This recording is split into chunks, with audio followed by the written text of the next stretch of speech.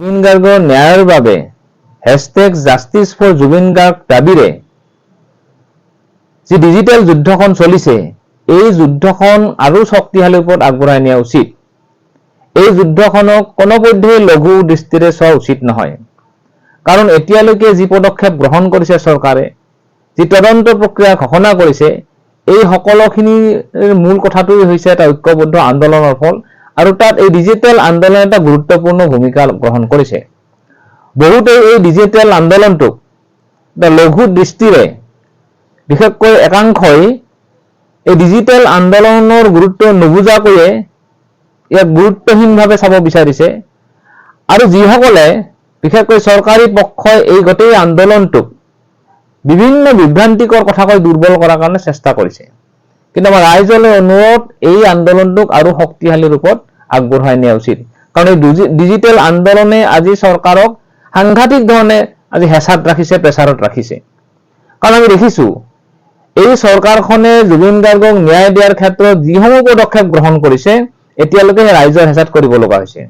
আৰু এতিয়ালৈকে তদন্তৰ নামত যিবিলাক কৰিবলৈ গৈছে তেওঁলোকে, একেবাৰে আশ্চৰ্যকৰ বিষয়। কাৰণ আমি দেখিছোঁ যে SIT গঠন কৰা হৈছে, SITয়ে কিছু লোকক তদন্ত আওতালৈ আনিলে, তদন্ত কৰিলে। শেহতীয়াভাৱে একেবাৰে ৰুটি পৰঠা বিক্ৰী কৰা ব্যক্তিজনকো তদন্ত আওতালৈ আনিছে।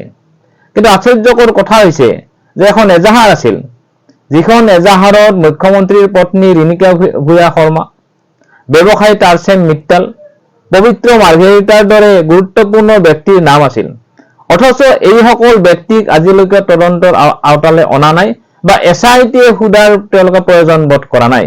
ইয়াৰ পৰা অনুভৱ কৰিব পাৰি যে SITয়ে জুবিন গাৰ্গক ন্যায় দিয়াৰ ক্ষেত্ৰত কি ধৰণৰ ভূমিকা ল'ব বা কি ধৰণৰ তদন্ত প্ৰক্ৰিয়া আগবঢ়াব।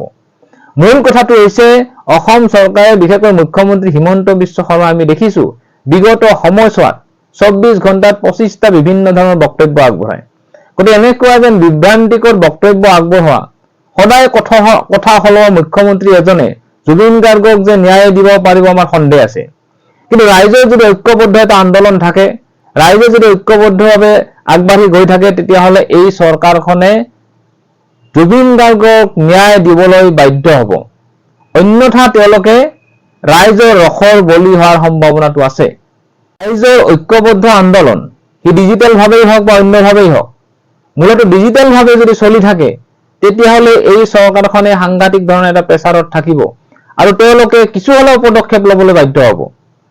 আৰু যদি ৰাইজক প্ৰতাৰণা কৰে, জুবিন গাৰ্গক ন্যায় দিয়াৰ ক্ষেত্ৰত প্ৰতাৰণা কৰে, তেতিয়াহ'লে তাৰ উত্তৰো ৰাইজে দিবলৈ নিশ্চয় সুযোগ সুবিধা পাব।